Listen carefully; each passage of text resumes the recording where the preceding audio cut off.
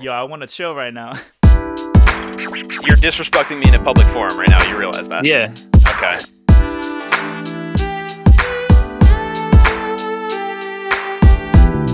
I want that to be the goal of the podcast, for somebody to let go of their worries in the world and listen to us. This is my new look, Daddy David. Daddy David. Born to procreate. Born to procreate. Yeah, that better make it in the intro. Nah, probably not.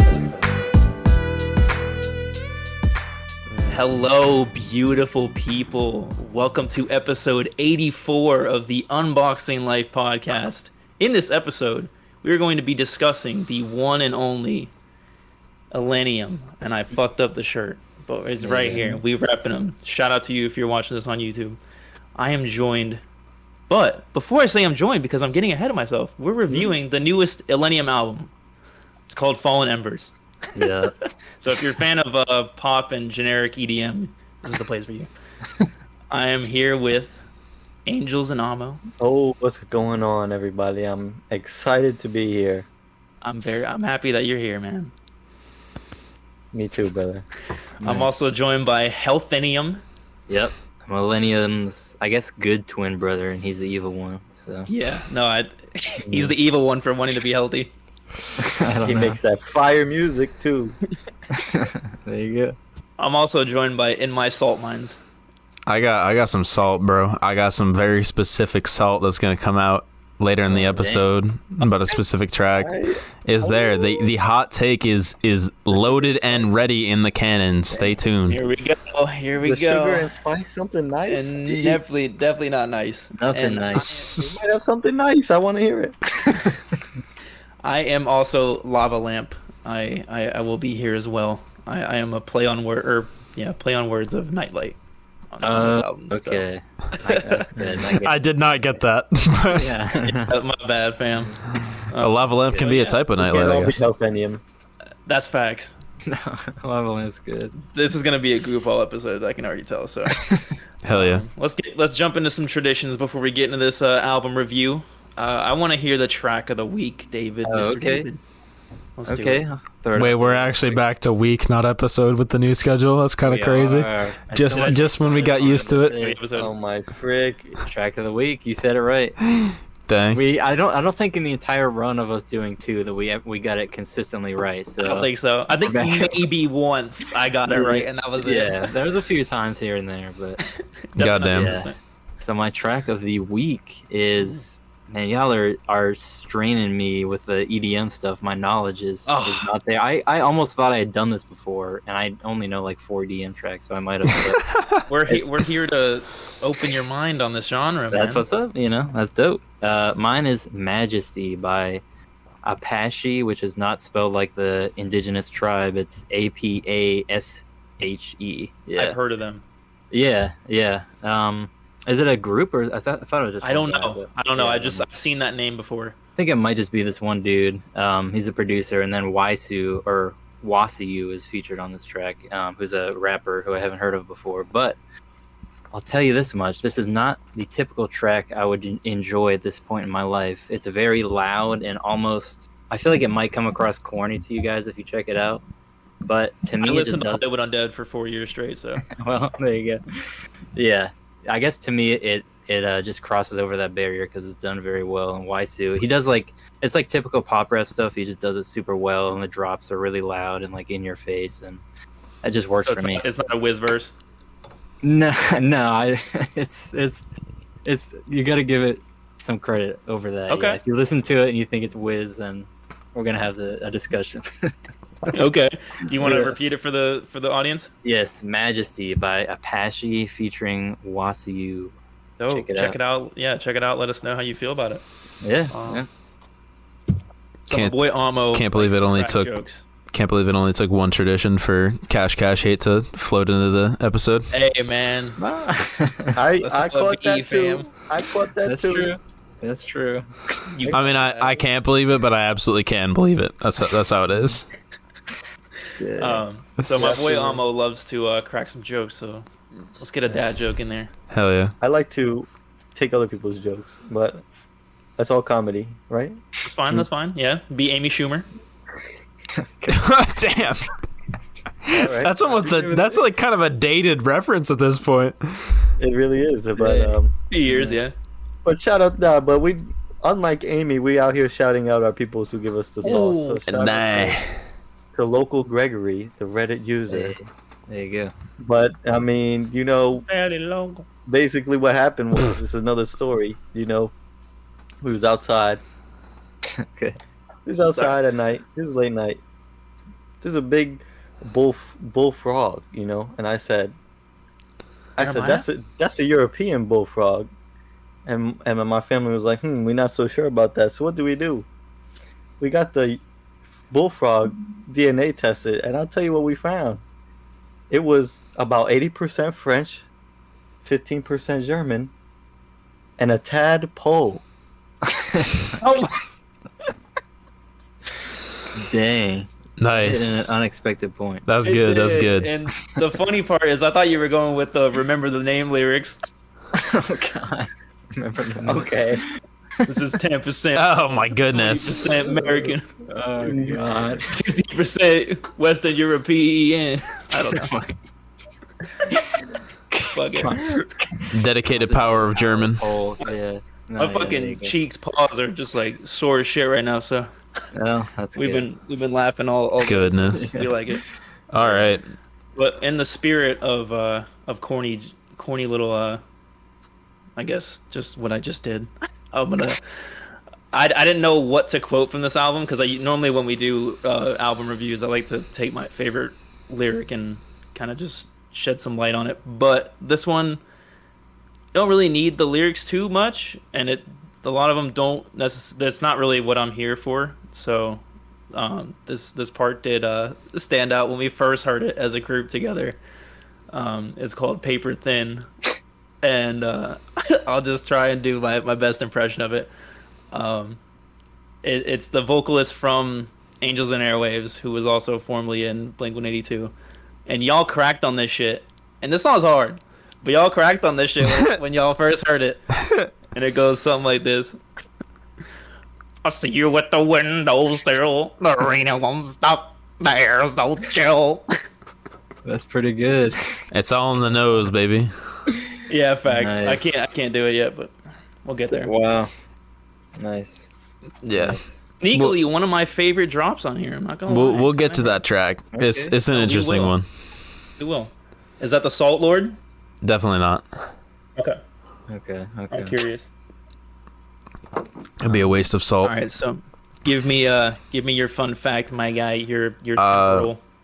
The fun fact is largely story based. It's a longer one today. It's a rather literal interpretation, not even interpretation, telling of the idea of fallen embers. Okay. The Yosemite Firefall was a summertime event that began in 1872 and continued for almost a century, in which burning hot embers were spilled from the top of Glacier Point in Yosemite National Park to the valley 3,000 feet below. From a distance, it appeared as a glowing waterfall.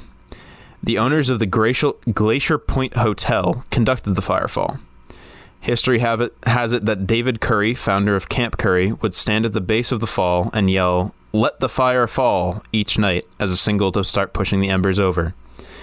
The firefall ended in January 1968, almost a century later, when George B. Hartzog, then the director of the National Park Service, ordered it to stop because the overwhelming number of visitors that it attracted trampled the meadows, and because it was not a natural event, and also definitely a forest fire hazard. The National Park Service wanted to preserve the valley, returning it to its natural state. Ironically enough, the Glacier Point Hotel was destroyed by fire 18 months later and never rebuilt. Dang.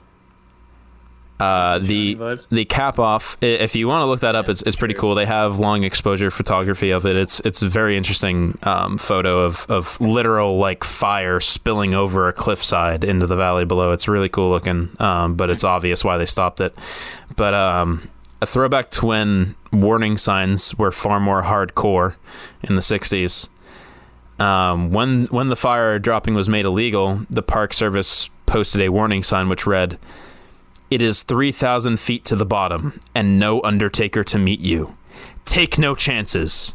There is a difference between bravery and just plain ordinary foolishness." Wow. Wow. They had to spell that shit out. That's Okay. So they were talking mad shit to anyone who wanted to resume that. But yeah, I found that, like, I was looking up embers and stuff and found like a literal falling embers fact and was like, well, that's a layup. So You know the cool There you go. the cool thing of how you brought that up to the podcast. I've actually been to one, and I lost my fucking hair when I did it. oh my goodness, Lost my hair, man. what the fuck? What just happened? Why is Trevor bald? If y'all are on audio platforms, please immediately switch to YouTube. My man had a skull cap on.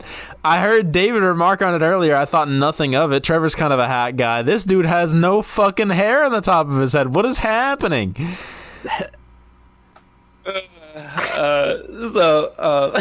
What is going on? Way to reveal that, by the way. That's not the clip of the week. I swear to God. No, it will be. Oh my goodness. Explain yourself. It's actually a miracle that you guys don't know, because I've Yeah. both streamed this live, me getting my hair taken off of my head, and there's like several streams later of that, and fucking Alex even posted something in the Discord. Damn. So the fact that you don't I'm a come to the stream as much is actually a blessing, because I've that been- ruined that moment. I've been exposed as a hella fake Takara Trove fan, That's honestly. totally fine. But it paid off, I guess. Yeah, no, I mean, shout out to my father. I was blessed with the shittiest hairline of all time. Oh my goodness, that's not great. But I've been thinking about doing this for months, and I finally just had the courage to say, hey, fuck it. And the one thing that was holding me back was like, because I twirl my hair all the time. It's like, Yeah. it's been a thing. My Sure. father used to twirl my hair when I was a kid, and I've done it for as long as I can remember. And I even do it like at work when I'm just like thinking real hard. I used to do it during like exams and shit, and I can't do that anymore. I still catch myself like reaching for my hair. Yeah. Yeah. Right. But Dude, I go to fix my glasses when I'm wearing contacts. Like, Right. I can't imagine having hair for your entire life and like having that habitual kind of thing and not having it. Yeah, no. I run my hands through my hair for like anxiety, stress, all that bullshit all the time. I'm actually gonna get one cut. I'm gonna get it cut for next episode, probably. So I'll have less hair, but not as little as Trevor. That's for sure. I So, remember back in the day, goddamn. when I rocked the skin fade, you just walk out the barber with the freshly cut hair, and you just feel the Oh, wind. Yeah, yeah, I dude. went to the beach today. Oh my god. Oh my god. Yeah, Felt great. Wow. it's different. How does it look though? Be honest with me. Looks good. I mean, It's definitely gonna take some getting used to. yeah. I guess that's the number one thing. I don't know if you're about to sign a contract with Brazzers or not, but I'll take that as a compliment, I guess. Dang. Johnny Sins looking ass. I thought that's what you Jesus. said. Thank you for confirming it. Bro, that moment is one of the craziest things I've seen in a freaking minute. It's like you made your comment, like it just became reality, and I was like, wait, is it like this isn't real? Like my second. It's funny because we were talking about that Avenged Sevenfold track about it being a simulation, so True. I don't know Bro. if you're dreaming or not. Yeah, who knows? It's all fake. I've been Dang. hypnotized. I'm in the Twilight Zone. That is dope. Mm-hmm. I've always Can't wait thought to about rewatch that clip because that was just like Me I'm pretty sure too. David, like almost passed out. Because I don't even know what I looked like. I was. Yeah. I mean, I hope I wasn't hiding behind my fucking pop filter too much. I hope you could actually see my face. Because I goddamn. was so anxious to like, because the second you started talking about falling embers coming off of a fucking like waterfall, I was like, hair, fire, it burned off my hair. You know, like I was like thinking on the fly, like, all right, how do I do this? And I was like stumbling my words. The segue is forming. It's happening. Oh my god. Yeah. Well, Goodness it's gracious. Definitely an insane change. I mean, as the resident Takara stan, I will say I was there live, as it was happening. I was busy with other things, so I wasn't interacting as much. But homie just took the clippers and straight went. I'm like, what the frick is So you just did it to yourself? I did the first like few strips or whatever, and then Rocio did the rest. Rocio, okay, that's what I was gonna ask. Absolutely insane. He's got some good. There's a good clip of it on there. He just like looks up at it like, this is the worst decision of my life. Oh goddamn! His head just flat. Yeah. Goddamn! Go back and check that out. Dang. Yeah, but I have like a surprisingly good head shape. You know, I was worried that it was going to be a rocky road situation, but that was the biggest hurdle that I came over, which was. Do you want to grow it back out, or keep it that short, or keep it mad short for a while, or? I'm gonna keep it like this for a while. Nice. My hairline. That's just like one of my. That's probably my biggest insecurity was, you know, I had hair, and I'm sure it was like that for like most of my life, but I had long hair, so it didn't show. And as I kept getting it shorter, you know, there would be times where I would lay it like that on the side, and it would like kind of hump over because there's literally there's no hair right here. So it just, every time I looked in the mirror, I was judging myself, and I was just like, I can't do this. I can't live like this. Dope, dude. Good for you. Yeah, fuck yeah, for sure. Lean into it. Dope. Love that. Man. But I don't want to make this episode about me. I want right. to make this episode about this beautiful album, and I just wanted to. I was gonna say to have that on recording. If that's variety, we could go on for the next half hour, but for sure. About hair and haircuts and hairlines, but hopefully yeah, dude. we didn't lose anybody that was here to LeBron James Illenium review. It's like a yeah. They just switched the YouTube stream to see how insane that was. Yeah, for sure. Right. Yeah. But yeah, if we're moving on, without further ado, Somehow, moving in. First thoughts, I guess. Trevor, you brought this to us. You want to start us off? Right. Sure, yeah. You were you were he who was most excited. Yes, I was. I absolutely was. I actually discovered this guy from a former supervisor. Shout out to you, Chris, if you're ever watching this. This was like one of his favorite producers ever. He's like super into EDM and house music and drum and bass and all that shit. And he kept like, over the years that I worked with him for like 4 years, he always drilled into my mind that Illenium is ill. Illenium is the shit. Like his remixes are great. His live show is great. And he's one of the very few artists that actually produce albums. Like there's not too many EDM artists that are concerned with making an entire body of work. The genre is mostly singles and like remix based. So finding him and him being like, I think I found him like 2 albums in, and then he released Ascend, which I actually went to see him live, and he's incredible. I had a lot of high hopes for this album, and I will say the first 3 tracks on here, not for me. The first 3? The very first 3, not for me. It goes Blame All right. Myself, Heavenly Side, and then Fragments. Those 3. Not a big fan of. They're like the same BPM, and it kind of just feels like the same song. But once it gets out of that, once it gets to Sideways, I was glued to my seat. I was done. So nice. I really enjoyed this album. I'm very curious to see how you guys enjoyed it, because this is very much in the vein of the same EDM that we kind of covered with Cash Cash. Okay. Granted, it's like still very, very different. It's it within the realm. I'd say it's similar. Both EDM, that's about where it stops. Yeah, it's hardly the whole like apples to oranges idea. It's more like one type of apple to a different type of apple, I guess. Yeah. But yeah, that's about where that ends, like you were saying. For me, it was largely track by track. The sequencing didn't matter a whole lot to me, except maybe opener and closer. I think it didn't flow in a particular way that inspired or made much, like mattered to me much, I don't think. So it was really just, do I like this track? Do I not? Playlist, yeah, exactly. It might as well have been on shuffle. So yeah, there are tracks I like, there are tracks I don't like, there are tracks that I find are mediocre or boring or this, that, or the other thing. But yeah, we'll get through that as we go one by one. But generally, I had a good time with it. And that's where I'll leave it for now. He's going to be super critical. I can't wait. So excited. I'm so excited. I'm ready for it. Yeesh. Dang. The EDM battle. All right, David, how'd you feel about it though? How did I feel about it? I'm not a big fan. I'll just get that out there. I don't feel this album too much. I don't think it's awful, but I think my main takeaway is that I'm certain I could get into different subgenres of what's considered EDM and electronic music, and I already have somewhat in the past. But this sort of pop EDM, there's probably some of it I like, and there's some stuff on here I like, so there's that. But it's just a full album of it just doesn't excite me very much, and I feel.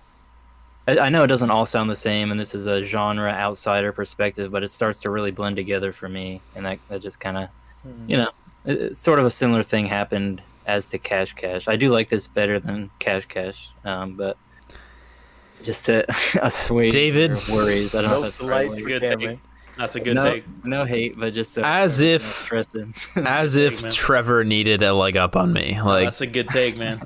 Gotta say. You gonna give Trevor more vindication than me right now? Come on, goddamn it. One of the only things to compare it to in a way. Nah, I mean, like, especially in very recent memory. So it's a super fair thing. I knew that was gonna happen as we did this, and I was, prepared and hoping that we would actually do that kind of a thing. So yeah. Yeah, but yeah. Well, I think David summarized exactly my own feelings. I mean, with the whole subgenres thing, I'm sure there's stuff that's for me. I feel like the album itself is just okay. I feel like listening to a lot of, like, track by track, there's a lot of it blends together a lot in the sense that it's very formulaic as to where it starts off. It follows the same pattern of a dramatic startup, and then it builds up, and then the drop. And I feel like that was happening with a lot of the tracks, and it blended together for me in that sense. Not to say they all sound the same, but I did feel like if you heard like half the song, you heard the whole song, if that makes sense. But, yeah, and I do agree with that point. However, it's not as egregious as, and I guess we're just gonna compare it. It's not as egregious for me as it is with Cash Cash, because Cash Cash did it 3 times. They had 3 different drops in every song basically, and this one it limits itself to 2, and the drops are more involved. There's a lot more going on, so it doesn't run as nails on a chalkboard for me like it would another album. But I totally get, like, the whole, like, if you listen to the first half, the second half's not gonna. In a case, a couple songs on here don't fall into that category, but yeah, for sure. I agree with the most part. Yeah. I mean, in terms of amount going on and time spent and all that, like, we've already hashed this out on the Cash Cash album. Definitely go listen to that. It's gonna be a litany of comparison. Yeah, that's both to understand it, but. Don't be a fuck. Do you have to understand it? If you, Dang. I'm sorry. If you listen to the, I love Cameron. I'm sorry. If you listen to the album, you will understand and appreciate the episode more and have a more vast understanding. All that bullshit. Thank you. Yes, it is something we can compare to often. I obviously gave that a much higher rating than the rest of you, and it spoke to me and hit that sort of, spoke to me as maybe a bit too dramatic, but sort of hit that frequency that I was looking for pretty solidly. So in terms of being more involved and all that, I would disagree, but I don't. No this isn't going on with this, and that just. My entire point is we're going to agree to disagree, because otherwise this is just going to devolve into bullshit no one wants to hear. So that's the comparison. You're going to feel one way about it. You're going to feel one way about it. I'm going to feel the opposite. It will be a waste of time to do this the entire episode. I agree. Preferably this will be the last comparison. So yeah. So if there's a very direct one, then go ahead and make it, especially with it being in recent memory. But otherwise, we're just going to disagree on every point, and I'm too proud to just let you fucking bash an album that I like without speaking up. So well, Jacob did say pride is the devil. So pride is the devil. There you go. Okay. And the devil got a hold on me. Shut mean, look, up. definitely have our. So there's that. There's that. Yeah, we're not gonna debate the whole time, but No, of course have not. Our little references and disagreements we can talk To be about. fair, Yes. David did want some more debates on these reviews, so we gotta make him happy. Yes. I would prefer to contain them within the album, if possible. That's fine. Yeah, I mean, I think that makes the most sense. Yeah, we don't need to go crazy. Alright. Yeah. I will say I was offended though because the reason why Alex is wearing a fucking Hollister shirt is because he feels like this is white boy music, and I hate it. It's trash. Well, I did say. I did say. Man, I'm fucking pissed off, man. I didn't Edie- say it's a white boy music. I Dude. said I'm wearing my Hollister shirt because it makes me feel like a white boy. Okay, yeah. You gotta get it right. You gotta get it. Yeah, right. dude. Oh, my Yeah. bad, King. Yeah. To be clear, Rave Bunny's coming all shapes, sizes, and colors. So it's We are derailing like a motherfucker. it's not a problem. I think that's pretty on topic actually. But So yeah, look, you talked about the first 3 tracks already. I pretty much agree with you as well. I like Sideways better than the first 3, and it's a weird way to start the album to me, in my Yes. opinion, because it's just slow and it's not. Yes. It's kind of underwhelming, especially the first track. I'm like, all right. Yes. I'm totally against having a slow 80 fucking BPM song be your opener. That's insane. yeah. Yeah. Sideways should have easily been the opener, if not like one of the other tracks. Like first time should have been the opener. Just a nice, fun, bouncy shit track. Like, Yeah, I can see that. I'd have been cool with that. Yeah, that's fine. Like I said, the sequencing doesn't matter much, if at all, to me. I guess I said except opener and closer. Yeah, I mean, Blame Myself as a track, I don't dislike. As an opener, I think I'm in agreement. I'm in agreement with you. It grew on me with that, like, the sort of light, airy, distant drop was like not it for me to begin with, but it kind of grew on me in a way. So yeah, as a track, I'm not like necessarily mad at Blame Myself, but as an opener, it's definitely I feel like it's weak. Yeah. Heavenly Side, I definitely feel no way about. I don't blame you. I think is weak. Fragments. it's weird because that song has like some lyrics that kind of hit me hard when I first heard it. Like he's talking about how he killed himself last year, and then his Heavenly Side shows, and I still didn't grapple with the meaning of that lyric, but. Yeah. There's weight to that song. It just doesn't hit. It doesn't hit. It's like it's too slow. And I don't want to be that guy that like brands every song has to be a certain BPM for me to enjoy it. But God fucking damn it, man. Some of these songs are just not it. Yeah. Especially with it being melancholy. I think that's the problem. Yeah. I mean, Especially with another like those 3 drops, and Illenium for me is like top tier in terms of like crafting these huge, gigantic, like arena-sized drops.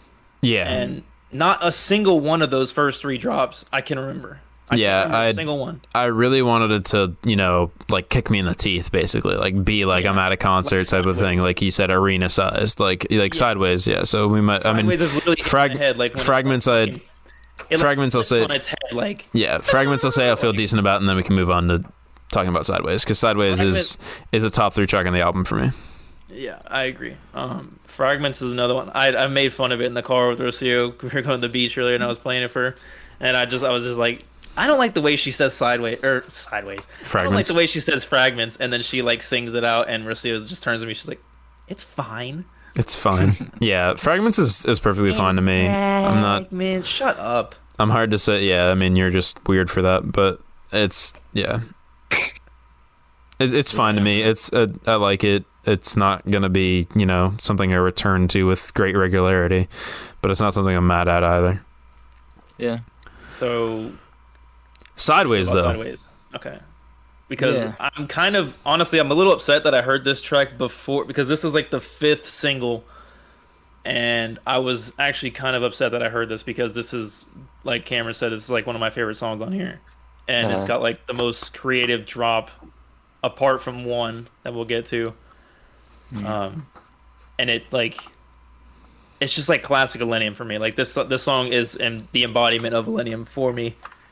And the fact that I heard this outside of the album and I didn't get to be like because I was so excited for this that I just like I listened to every fucking track that he released, and I hate doing that because it just ruins it like for the actual album. Like, oh, I already heard this, you know, I'm not gonna be surprised. Yeah, I mean, he released like almost half the album as an EP before the or like as singles, and then he released 5 but singles, there is an EP that is like 6 tracks that is all tracks off this album, so that was definitely interesting. Which is such a weird trend to me, because it's like, me too, it ruin your experience. But like, why are these people, like, just artists in general, putting out singles and then putting it on albums? Like, it just seems unnecessary. It's definitely what we talked about earlier, I think. like, I mean, I'm not Releasing the track beforehand. Yeah, that's been a thing for decades. I know it has, but I don't know. That doesn't mean I understand it. It's like, it's to build around the album. I know that. I mean, yeah. At a certain point, you can clock it out, but I think it's a combination of. I think it's a combination of hype and what we talked about earlier, in that the general EDM scene is not album based; it's single based. Yeah. And so you want to generate a lot of hype around a single banger, like as an EDM artist. Like you want like the radio play, you want it to be stuck in people's heads. And so like releasing them one by one like that makes an unfortunate amount of sense for the scene. So I'm not mad at it to be like in general, but it does, like we're saying, take away from the album as a whole if you listen to it like that, but it also can, you don't have to like that. Yeah, exactly. You don't have to is what it comes back to. Yeah. Yeah, like it doesn't matter.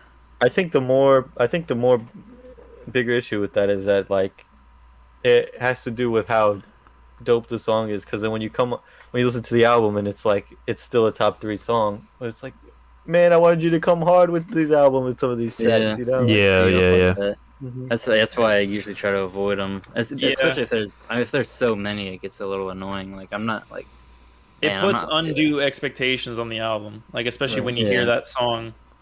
Right. Yeah. It's like, okay, this is what the album is going to sound like.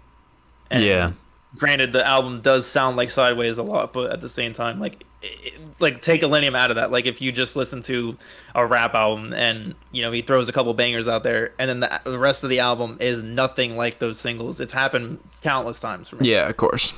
Yeah, right. Which I usually try to avoid singles, but sometimes I'm just too excited.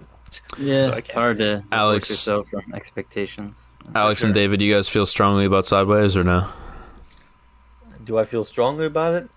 Not strongly, but I enjoy it. I like it a lot. It's a cool track. It's probably up there for top 3 as well for me. But nice. Yeah, I think I feel the same as Alex. I like the drop a lot, like you guys were talking about. The drop is ridiculous. And the Sideways here with you is a great phrase to lead into it, which I like. I love the. Yeah. Go ahead. Sometimes David. there's just tracks where it's like, I'm like on this album. Some of them I'm scratching my head as to why like you're leading up to the drop with that, or why that's like the best thing. To like, I just wish there were more like I don't know, better banger call-outs? type. Yeah, just like a call out that just like whoa frick, and then it just gets you hyped up. Do you have a? Yeah, I do. I was thinking of what's it called? Freaking In My Mind when I was thinking of that. But In My Salt. Exactly. We'll get to that. We'll get to That's that, what you're salty about? Oh my god! All right, it's legitimately possible. We'll Jesus see. Fuck We're me, we're not doing it now. We're gonna find out. Stay tuned, Jesus loyal fuck. listeners.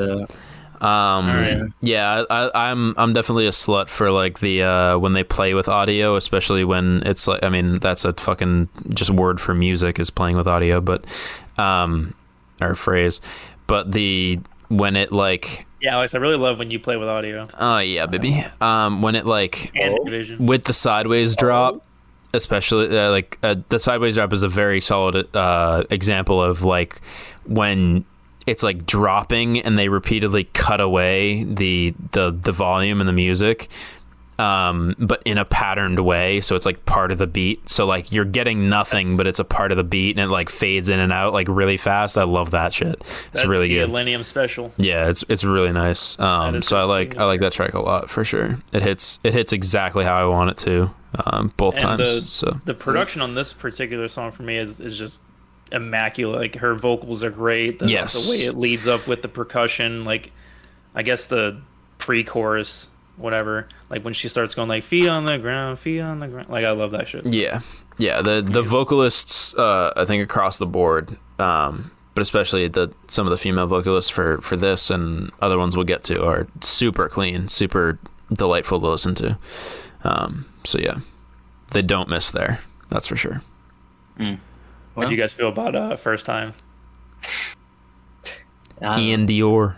I don't mind expected, yeah, I expected to hate him more, or like I thought maybe after first listen I did, but I'm just like, it's one of the more fun ones, honestly. Like there's far too much melodrama on this album for me, and just melancholy, like generic sadness. So this is a little more peppy and like having fun with it, I think. So For sure.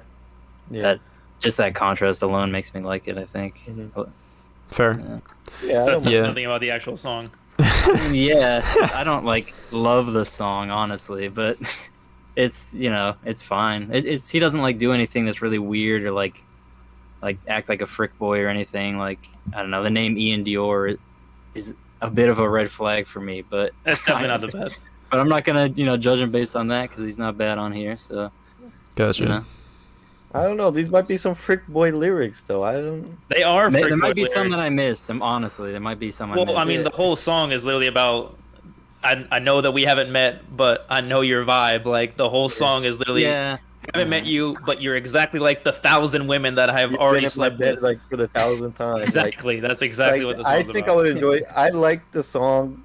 I think I would like enjoy the it. way that that's painted in this particular track. I wouldn't mind if the subject matter was different. I think I'd enjoy it more. But That's I don't feel that. But it may be my romantic brain at hand. But I was None listening. of this is romance. I was listening to this song more as like a. I'm probably twisting it. I don't know, but my interpretation was more that it was like you're with the same girl, but it feels like the first time every time because of how magical it still is. So that's definitely just my fucking like thick rose-colored glasses. Apparently, considering apparently based on your guys' reaction and what I'm saying, He but says, I know that we haven't met, but I know your vibe. Like, yeah, I don't know. Yeah. It goes back and forth for me. A caricature of a woman that he's been with a million times. I definitely like. It's not even like, oh, I see that side. Like, it's definitely there. I'm not denying that in any sense. It's definitely there. I don't know. I guess I, romanticize it in that way of what I said. Ruin the track, or if anything, you listen to it with your thick rose-colored glasses. Rose-colored glasses, yeah. Nah, bro. Cameron is the real lyricist. He turns it into something Oh my! more That isn't. heart-throbbing. Yeah. Break this down like it's To Pimp a Butterfly real quick. Cameron the heartthrob. Yeah, dude. Yo, this are all That's right me. though. Dang. Well, we do have you and me, so there's a Ooh, similarity. we have Letter U. somewhat Yeah. Skip and me. I'm not gonna lie. I can't fully remember this track. I'm not gonna lie. I don't blame you. I always like it. every time I listen to this album, I forget where this is, but I know that it's between First Time and Nightlight. Mm-hmm. And one of the saving graces, I'm just gonna keep fucking bringing this up because I'm an idiot. We went to the beach today, and it was like a secluded beach that I've never been to before, and you literally have to like pay to get into the beach.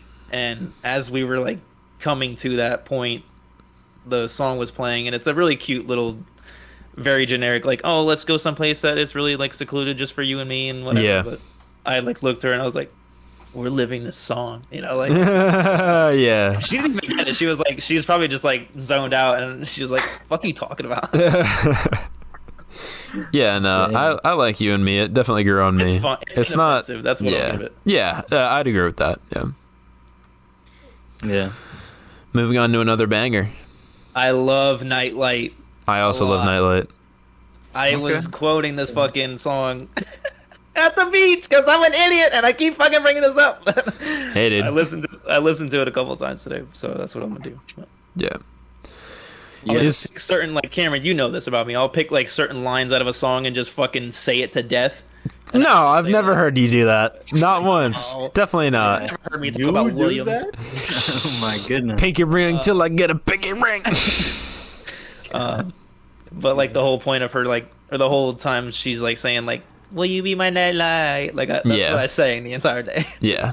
Yeah. Be my nightlight. It's great. I mean, it's like it's an almost childish version of like protecting someone or something, but it also like, you know, love can be that way where it's like it returns you to a childlike version of yourself, and it's a very simplistic emotions and stuff like that. So it's, you know, it's cool. I like it.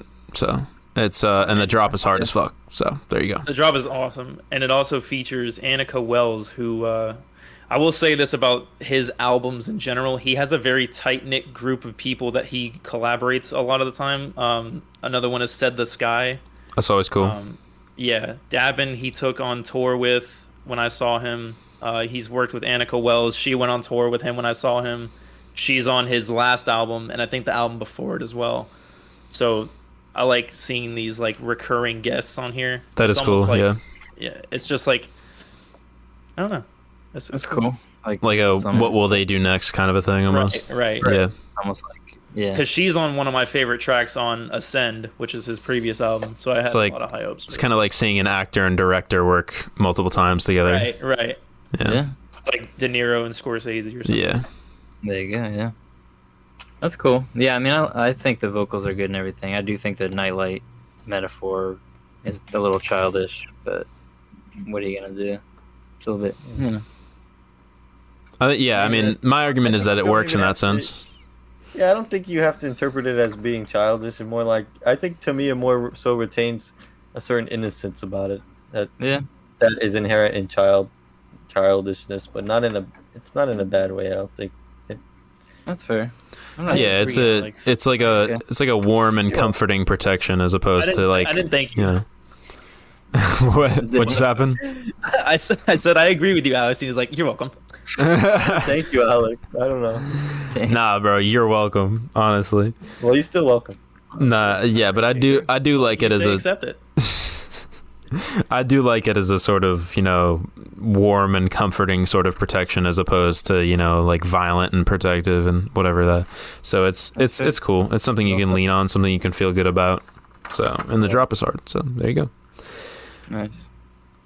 Okay. Moving on to another song that I was this is one of the singles, and I was so hyped to hear this one because your girl Lights is on here, and I adore some Lights. She's a great pop star, and she's also married to the Bless the Fall vocalist, which is really cool to know.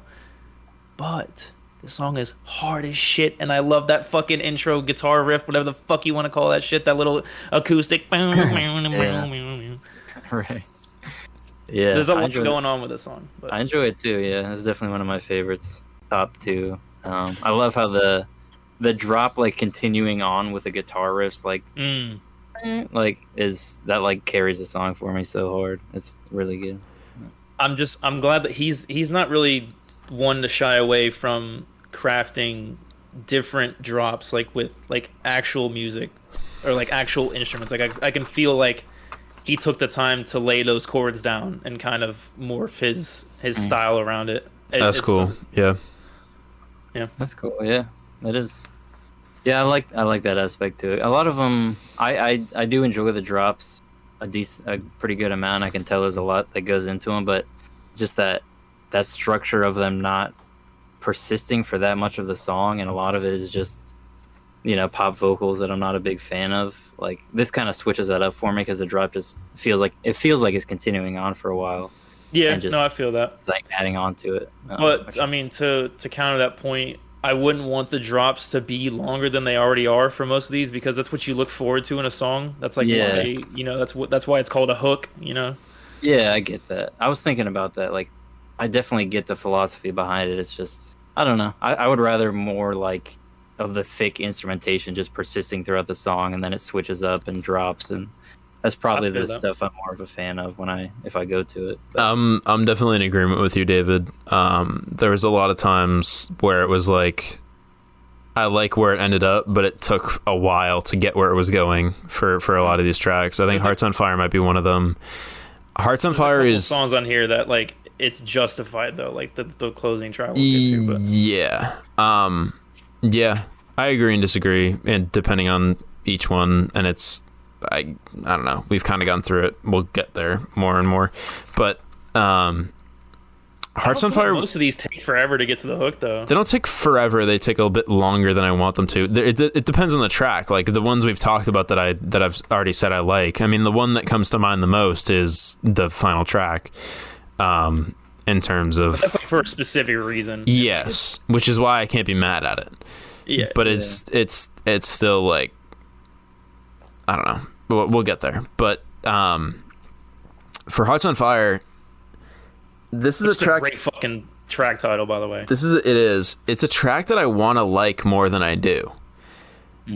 Because I feel it and I like it for what it is, but I feel like it's missing just like a little bit of like oomph. Like it feels like there could be another layer or a bit more like kick me in the teeth, like I was saying earlier, that like could really send it over the edge and make it a song that I'm like fully in love with. But it's like, it feels like it's missing just a little bit, and I can't get over it. I don't know why, but you can argue me on that, but I don't have a counterpoint really. It just like, it doesn't feel like it's all there for some reason. I'm wondering why David like interjected randomly out of there. I know, I'm not gonna argue, but it's interesting because that's like, that one has maybe the most oomph, and the other ones I'm kind of lacking stuff. And this one is just like hard as frick when it does. I totally agree. That's like I feel it's such a bizarre song to me. I like am beyond explaining myself. Where I completely understand what you're saying, and I like the track. It just it feels like there's something missing. I don't know why, but that's maybe just a me thing. I'm so quirky, haha. No. There you go. But yeah, that is true. I don't know. That's all I got. Quirky Cam. Sitting in his salt. The Lay It Down featuring Cruella and Slander. Slander is one of those groups that the guy that I was talking about, my supervisor that put me on to Illenium, he like talks about them all the time. And I guess they throw down on like tours and stuff. But for this particular track, it took me a while to come around to this one, which is weird because if I see Cruella on a track, especially with Illenium, I'm thinking this is gonna be a complete banger. We talked about that before we even like listened to it when we were looking at the track list, and it was like, oh shit, bro, track 9, yo, that got Cruella on it, like this gonna go crazy. I was thinking this was gonna have a stupid drop. It was gonna go crazy, yeah, but it was, it was another Illenium cut, but there's a point like 2-3 minutes in where they like lay down these beautiful harmonies. Yeah, I don't know how to describe it, but she just like lays like ad libs of like just pure ripping her soul out vocally, and so good. Yeah, nice. Yeah, it grew on me a lot. I got really nothing more to say than what you already said. Yeah, this one definitely took a long time to grow on me. I mean, I was just wondering where the Dalmatians was at, but that's neither here nor there. It's neither here nor there. Cruella, get the fuck out of here. All right. Dad, father. Dad, father. I am losing my patience with you, Alex. Losing patience is I was gonna say earlier with First Time, it felt like something that like almost didn't belong in the album.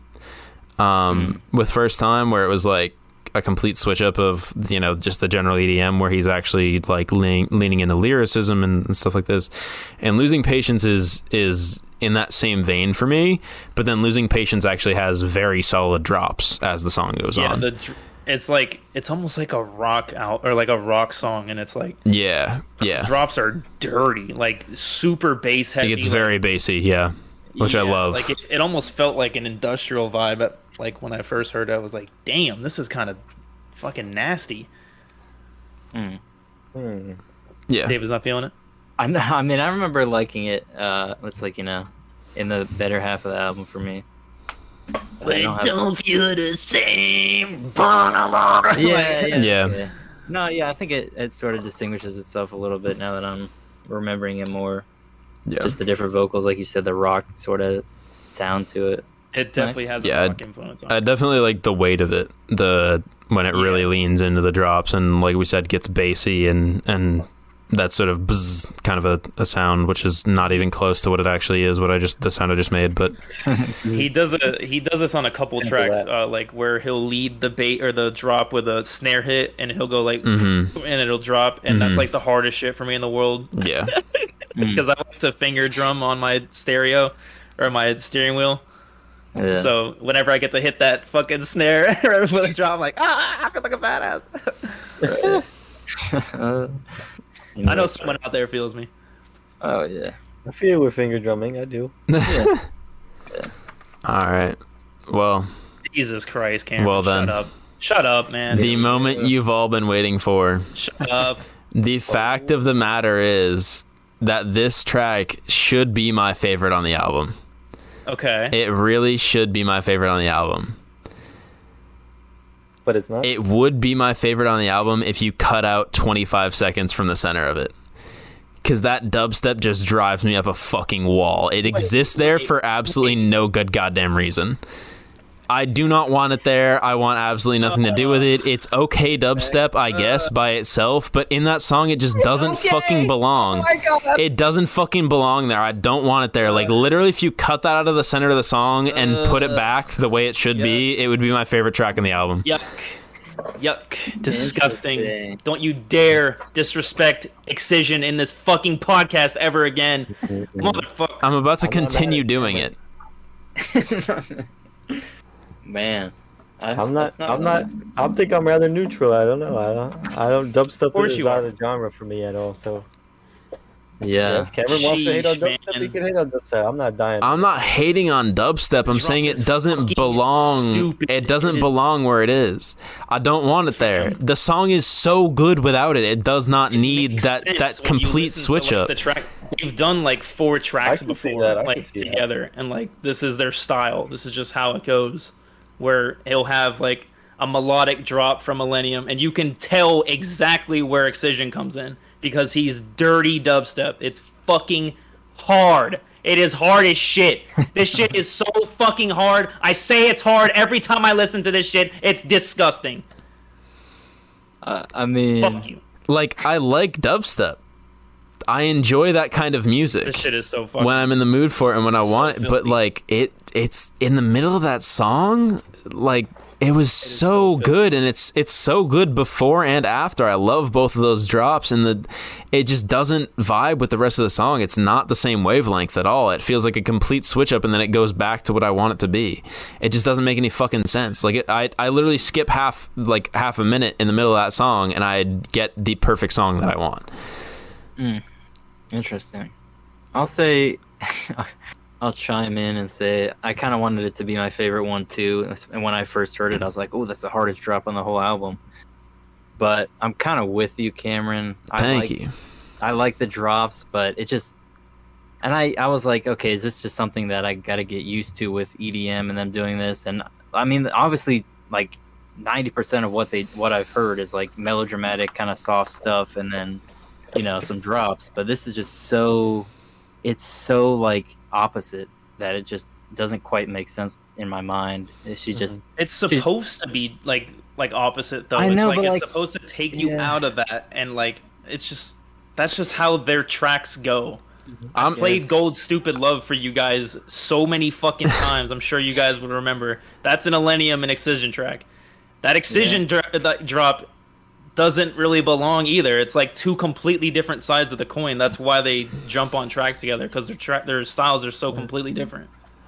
I think when put that way, in that perspective, it makes more sense that it's a collaboration between both of their styles, and it's sort of that mashup as a cohesive song. I guess I can see your guys' point. I do think it's cool from a producer standpoint because they bounced off each other's concepts and they brought their own style to it. So yeah. No, I mean, like whenever I see Illenium and Excision together, I know exactly what I'm gonna get. You can look at all their tracks they've done with before. You can hear the Illenium drop, and then the second he's done, you can hear the Excision drop. Like that's just how they go. They're yin and yang. I'm definitely not telling you're not allowed to enjoy that, but in that same breath, I'm telling you I'm not a fan. I want it, and maybe it's I don't know. I really like, but because I really go ahead, like that dude. aspect of it and the concept of them coming together. And I think I Yeah. like the stuff that you've played with them. Maybe it's the same, and I just gotta go back to it. But like, it's I'll just play the first 10 seconds of that song. You'll know it because I played it so many times for you guys. yeah. I just feel like it's some of the softest vocals on there, and it's she doesn't like passionately lead up to it, or if they just like had a track where they're both just going crazy and there's no vocals or something, or there's like a vocal chop that they do, that would be super exciting to me. But this, I gotta listen to like That would be cool, yeah. 3 full minutes of her singing what sounds like a completely different song, and then their drops coming in, and it just doesn't vibe with me. That's fair. Yeah. Let's move on. That's all I got. Definitely one of the hardest drops on the ones that aren't the dubstep. Definitely some of the hardest drops and some of my favorite instrumentation on the album. There's good stuff there. Yeah. Which is why I really wanted to like the dubstep, but we're moving on. That drop is the hardest one on the album, like All by right. far. But I'm happy for you, dude. I'm happy for you. I really wish I could enjoy the song on that degree. I literally throw a stank face on every single. I really wish I could. It would be great. Yeah. It's disgusting. So I guess Cameron is listening to In My Mind, questioning if they were out of their mind. Hey, I'm literally gonna kill myself. I'm gonna get to a point where it's like every track. There would be a joke for every track. Psychoanalysis. That was a paper thin joke. I'll tell you that much. Oh, buddy. There you go. Now she knows I'm paper thin. Yeah. The song is great, man. I'm sorry. Bro, Like a motherfucker, and I hated it when I first heard it. I was wondering if I would be able to make it past the delivery, and it turns out that I was. So I'm gonna Blink 182. I'm definitely not mad at it anymore. It was like it was just so obvious when it happened. It was like, what decade am I in? Is what it felt like when I first heard the delivery of it. We all listened to 1998. listen together at the first time, and I think Cameron and I both just laughed out loud like as soon as he started singing. Like, and I never do that when I'm listening to albums, especially with people. I don't want to be disrespectful. Yeah. If like someone likes it or whatever, but I burst out laughing, and that continues. I pretty much laugh every time. I mean, it's on. Like, But it's only those first couple like lines. He I doesn't don't know really what you're- pronounce the way. I don't know what you're talking about. No, it's the whole song. Like, it's an anomaly. it's It's not. like I've heard, oh my god, it's unreal. But I like the drop a lot of stuff. I don't even hate the song. It's just like, wow, that's a choice, I guess. Yeah. When he hits that Yeah. paper thin, I can't do it. Yeah, like that. All of this amounting to the fact that like I think I would enjoy the song more if it were a more standard like modern pop delivery. Trevor is folded right now, bro. Alex has him on the ropes. Oh my goodness! He popped his headset off that bald ass head. He's walking away. Oh my goodness! That's too deadly. That's far too deadly, bro. Yeah, dude. It's. Oh my god! Oh my god! Rewatch that shit, yo, Cam. When you're editing that, please, for the love of God, make that a clip. For the love of God. Oh my god, the way he scrunches the paper, like that bit of the track, man. Goodness. Wow. That was the funniest shit, Alice. That's the funniest shit you've ever done. I swear to God. I'll export that separately. I swear to God. Goodness gracious. This episode. I was gonna say we're gonna have a few coming we will. out. That was so funny, bro. Yeah, dude. I needed that. Yeah, it was. It was like a meme. I still listen to it almost as a meme, where it's like, I love it. My input is so behind that shit.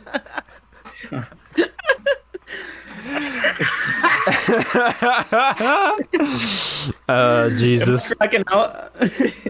No, Yeah, dude. Some of this coming through. before, man. I think a lot of it's coming through. Yeah, that's all there is. I still giggle.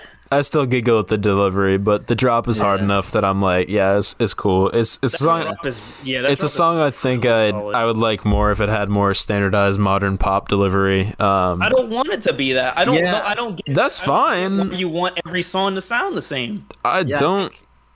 Okay, that's fair.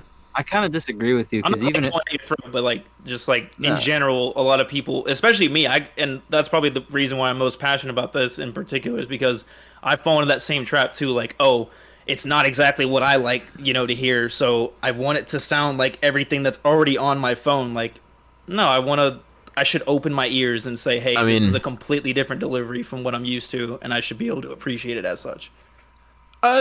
Yeah, I guess. Obviously, I mean, critique it if you're not really enjoying it, but like, I know this because isn't it's different doesn't make it bad. That's okay. So that's what I was gonna say. Is like it's not necessarily what you're saying, but different doesn't mean good. On the other side of that same coin. Of course it doesn't. I've never said that. Yeah, exactly. I'm not trying to say that you are, but that's kind of like just because it's different doesn't mean I can appreciate it for what it is without forming an opinion. The song is more memorable because of his delivery, and I enjoy listening to it because of that. I look forward to it like I would. I know this song is track 12 on here because of his delivery. If that makes sense.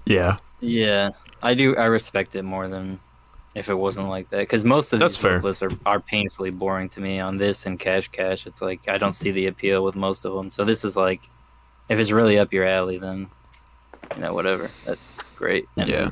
Doesn't sound like anyone else. As a hip hop stan, you're definitely a distinct vocals kind of guy. I will say. Sure. Yeah. That makes a lot of sense. So. I mean, the singing music I listen to too has to have. Yeah. It's gotta sound like someone who I can recognize, and I can't recognize any of these other people besides him. I don't think. Right. I disagree with that part, but on half of this at least. I'd say I'm so used to the samey shit that it just doesn't bother me at all. It's not even a factor that I consider a lot of the time. But that's nuts. Maybe it's a superpower, maybe it's a curse. Who knows? Probably both. Well, yeah. Maybe it's a super curse. Maybe it's a super curse. Super curse. Maybe it's a cursed power. Yeah. But yeah. How do you guys feel about Crazy Times? Worst song on the album, I would say. Damn. Wow. Okay. I wouldn't throw it there, but I guess it's definitely lower tier. I think it's a hilarious song title. It sounds so ridiculously generic. Crazy Times. Yeah. I'm not mad at it for that reason, but like looking at it on the track list that I have out in front of me is like Crazy Times. It's just a hilarious name to give a pop EDM song where you're just looking for it. I don't know. Yeah. I don't see that. It's like laughably generic. Like it's kind of like I was thinking it's like a joke. Like it's like how you would describe serious stuff. Like I don't know what they're talking about, the pandemic and 2020 was wild and stuff. It's like the most generic way you could address that. It's like I guess I can respect them going for that, but it's more like one of those car commercials that's like we've been through rough times, and here's you can get out so much off your down payment. It's like that. It's that in musical form. It's so, it's the amount of times they say like in these crazy times is. We've all been going through it. Please buy a car. I'm pretty sure that's a female. I like her delivery. I do agree with you on the lyrics part. It's far from a standout track. It's not. Yeah. So that's all I got. I don't hate it, but it's definitely there. Yeah. It's there. I will say I can't figure out where Said the Sky had a part in that song because I've been able to do it before on his previous albums, and I couldn't tell at all where he was, which really pisses me off because it's like you work with this guy for so long and you have so many memorable tracks in my mind from previous albums, and then you throw him on this new album and I can't tell where he is. Like that's like a slap in the face almost. Yeah, it's tough. He just blends into the background. It's annoying. I got you. Yeah, he's another vocalist. Is it? Said the Sky? No, I don't think so. No, he's just a producer. Oh yeah, not just he's a producer. Right. Mm-hmm. Yeah, that makes sense. All right. Well, this last one. Though, en conclusion. Yeah. This one hit weird because like when we first heard this album together, I think it was so quiet because the first like 2-3 minutes of this is like it's a really depressing build up to Good 2.5, yeah. Yeah, it's like a build up to an otherwise colorful drop, and I didn't get to really digest it as I should have. And then I was playing Fall Guys the day after, and I just listened to the album again because I'm like, oh, we're gonna actually review this, so let me listen to it. And like as I was listening to it, I was like, holy shit! Like it's kind of hit me a little hard. Like, David, I'm gonna be a little painful. It's gonna be a little painful if you tell me these are generic lyrics. No, this is the only instance on the album there's interesting or like there's any emotional impact for me. I would say it's actually good. Yeah. Okay. I don't find it melodramatic. I was totally gonna fight you on that. Yeah. No, they're good. It surprised me once I started to figure out what it was about, and it's actually. Cameron, you didn't even know that it was about someone like that died, right? Or was that Alex? No, that was me. I didn't conceptualize that fully. It felt like I was missing something, and I wanted to look it up and actually read the lyrics because I was reading and absorbing the emotion of it, but it didn't make sense because I wasn't fully paying attention. It sounded more like it was about a breakup or something like that because it was like 2 years since I lost you, this, that, and the other thing, and I just with going along with the other relationship themes on other stuff that I've listened to, it felt like it was just going to be about a relationship gone awry or whatever, this, that, and the other thing. I miss this person for this, that, and the other reason, but it's like a person you can't get back, which is therefore a much more monumental impact on I'm about to fucking the human psyche. Looking at these fucking lyrics. Yeah. Oh my god. No, it's very impactful. It goes from verse 1, which is like you can tell this is like the vocalist on here is Emma Grace. I have no idea who she's singing about or the story behind the song, but the first verse goes like, it's been 2 years since you left my life, and then the second verse is like it goes up to 10 years. So this is like something. Yeah. This is someone that she's lost early in her life, because I would assume she's, our age or less. But it's just painful, man, when you can't get over loss like that. Yeah, and you're just constantly haunted. Yeah, that's interesting. I kind of thought it was about two different people, but that makes probably more sense what you're saying. There's probably two different. Yeah, I didn't think about it like that. So. Yeah, I will say, she is a pretty great vocalist, actually. I'm mad at myself because I keep discounting, I keep thinking of this track separately because it's so different to me that I won't bring it up in terms of the vocalist or whatever, but she does stand out, and I do like it a lot. Yeah, and then it's almost like a theatrical ending where the drop is so well deserved and so paid off. Like it's like you need that cheerful moment in a funeral or something, when you've gone through that much heartbreak for an hour and a half, just like recounting your memories and stuff, and then at the very end you're able to hug and just say, hey, hi, how you doing? I haven't seen you in a while. How you doing? It's a solid metaphor. Yeah. It's definitely what I was talking about earlier with the sequencing not mattering until it does, almost, where it's like, in terms of a closer, it's definitely a strong one. Where you get that emotion, you get the payoff, like you were talking about, like it feels earned.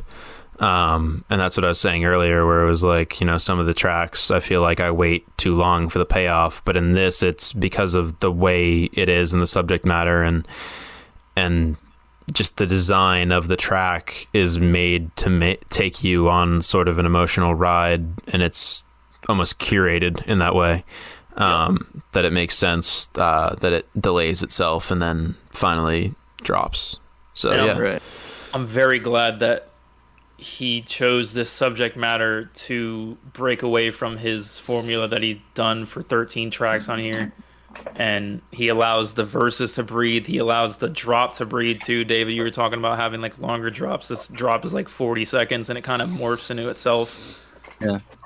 He just lets it go.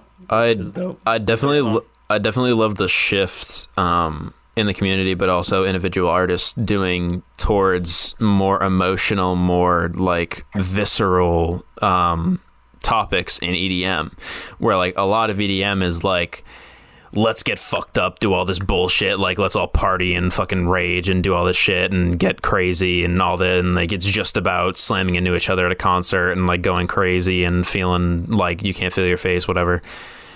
and this is like, it can still be that powerful of an emotion, but on the other end of the spectrum of like sadness and melancholy, and then, you know, eventual joy or recovery or stuff like that, where the medium of you know, electronic music and with that sort of heavy drop kind of a thing, that is so commonplace within the genre, can be meaningful in a different way, in a very like legitimate and emotionally impactful way, as opposed to like, let's get fucked. It's more of a like, damn, this hits different.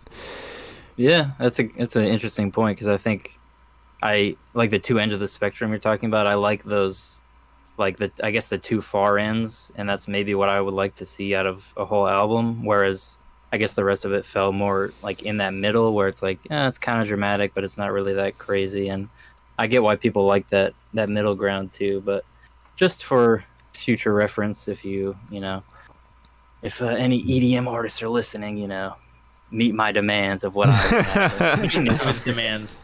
No, Not yeah, the that's 11 like- million followers on Spotify that you have. Nah, B. Yeah, it's a random dude, but They ain't important. yeah, that is definitely speaks to why I prefer it, I think. So Great. Final Alex, you thoughts? feel any type of way?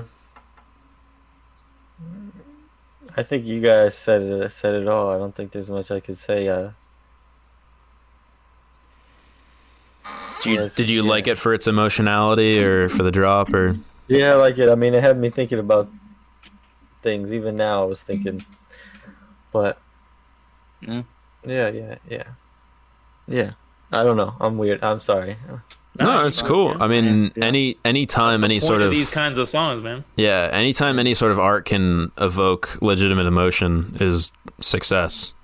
So yeah, no, that's great. All right. Final thoughts on the album? Any guys? Yeah. Who wants to start? Wrap this episode. Final thoughts. Give it a rating. Okay. Should I Good start? rating, baby. David? Yeah, all right. Yeah. Okay. Well, pretty much said everything. I don't need to sum it up much. You know, not totally for me. Don't enjoy the pop vocal heavy stuff in terms of EDM, and you know, a lot of the lyrics don't really hit, and the melodrama and stuff. So, but he's I can tell he's a good producer. Producer. I love to see him do, I don't know, maybe a different type of electronic music that's more for me. But we'll see what he does. I respect it, but not a big fan. I give this album for me a 4 out of 10.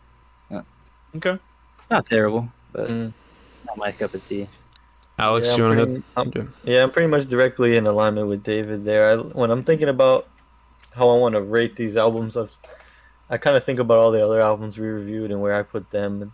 I'm loosely comparing. I'm not. Yeah, basing you it can't. all. Yeah, you definitely can't do that. But it's like it helps me in terms of would I rather listen to that album over this album, you know, a specific album, and so I think I'm putting it at a 4.5. Like that's where it's at for me. Okay. Cool. For me, there's, as we've been discussing, there's tracks that hit, there's tracks that I think miss, there's tracks that I, you know, kind of don't care either way for. So it's, you know, Sideways, Nightlight, those will be going in playlists. Maybe Fragments, I don't know. Losing Patience has been growing on me a lot. Over Hearts on so- Fire it makes me want to fucking slit my wrist, man. It's I get that. I don't know. Like I said, Hearts on Fire just like misses a chord for me in a weird way, which I can't explain and don't expect anyone to respect that opinion because it's just weird. It's just weird. I don't understand it myself. I don't expect you guys to, so that's fine. And in my mind should be, but unless I get an audio editor to cut that middle 25 seconds out. You can do that. It's very easy. I know. I could do it. I could. I know how. I There just are free applications online. I know how, but I can't re-upload it to Spotify. So I can do it right now. There you go. bet. You're doing a disservice. Anywho, I'll be doing camera service. Yo. True. All right. do me a service, Alex. I got you. So yeah, there are ones that I loved for sure. So I can't discount it for that. I definitely enjoyed my time with the album. I will not be returning to it as a holistic thing. Just the few that I enjoy. with that being said, the ones that I don't feel strongly about, I still feel are decent, at least, if not good. So let's sit at a 6.5. I think a strict 6.5. That's a the new rating system where we're being real honest and comparing everything. So yeah, you be stealing my scores, man. Better than better than average, not great. 6.5. You be stealing my scores, man. Wow. I give this album a 6.5 as well. I don't enjoy it as much as I do Ascend, which is his previous album. But there are several slappers on here. And if I even had to go down track by track, 9 out of the 14 tracks I'm listening to, so I'm not really mad at that at all. That's a really solid batting average, honestly. Yeah. And a lot of these drops are very satisfying for me, and he still remains to be my favorite producer in this space. So, damn. I'm just glad that he's 4 albums deep and he continues to curate these albums for me. So, and the other, they call the fan base calls themselves Illenials. Oh my god. That's not good. It's pretty fucking great, man. That's friggin' hilarious. Yeah. I think it's pretty fucking awesome. That's hilarious. Be a help, Neil. Hey. Oh my god. Just to think this man came all this way from what was a preliminary prototype fun fact, which is that when he first decided he wanted to do music for a career, he went to, I think, UC Boulder or Denver, I don't know, somewhere in Colorado, and started studying music and stuff like that. And while he was at college, he was a sushi delivery man and lacrosse coach to support himself during his college years. So I didn't know interesting that about stuff. It's cool stuff like that where you hear about actors being waitresses and waiters literally and doing all that stuff where you can be just normal people. You can be just a guy, exactly, a normal person. Like you can't be just a guy doing normal shit for a boss and then follow your passion and break out the next week. So it was Somewhere in Colorado. It was UC Denver, I think, or University of Denver. They're different, but it was somewhere.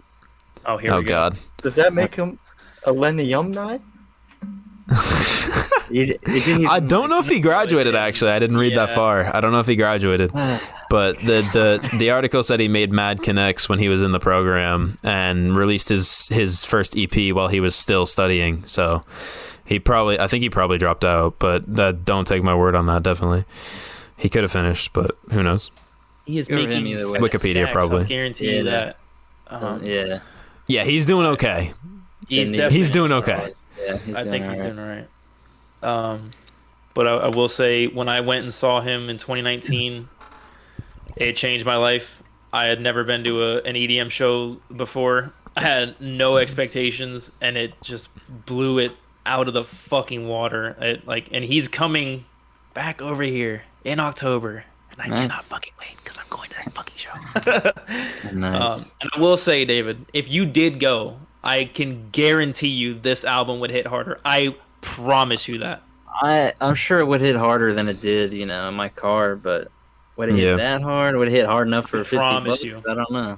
EDM. If the concert hits you the way it hit me when I saw him, it'll forge these emotional connections that you didn't have with those songs before. That's real. That's what I was looking for, which I didn't get, is an EDM live set out of this album. It's I wanted it to kick me in the teeth to the degree that a live set would have, and obviously that was never going to happen, basically. So he curates albums to just albums, and then he fucks with it. Yeah. I'd love to check out an EDM show with some. I mean, I'm sure you're right. It'll be better in person, but I just wish if I was more excited about the music. I promise you. That's what I'm gonna leave it there. Which, talk about life changing. Another bit from what I read. If you like Illenium's music, apparently his initial inspiration to make music his passion was Bass Nectar, who the very little I've heard of them has definitely slapped me around real nice. So definitely check them out, I guess. For a while. Yes, yeah, definitely. They're stalwarts in the scene. So yeah. Nice. There you go. But That's it for me. I give this a 6.5. I definitely didn't enjoy it as much as the previous album, like I said, but it's still a fun time for me. So Cool. shout out to you, man. Thank you for this album. Freaking dope. Our next Brilliant. album will be the recently released Happier Than Ever by Billie Eilish. Should be, I mean, I guess it was already a big release, so Continues to be. Yeah. interesting territory. I'm a decent fan of Billie. I've listened to her last album and stuff.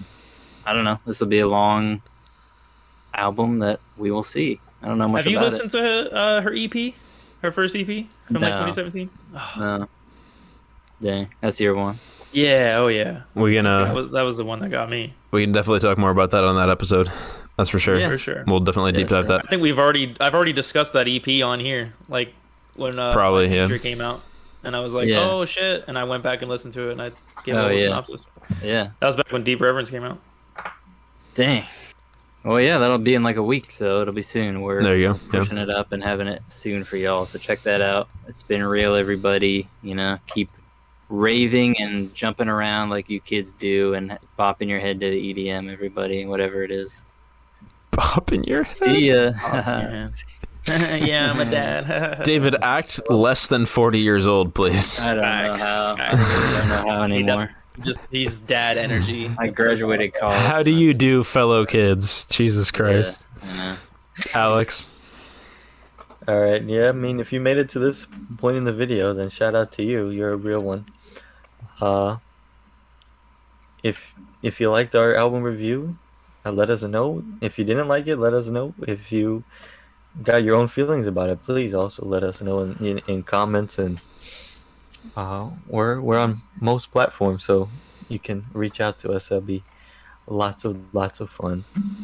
And if you've seen our shorts, our newfound shorts coming out, we ain't making talls out here, that's for sure. So No, we definitely ain't. Pants. That's for sure. Yeah, we ain't calling you a Make it short. truther. pants.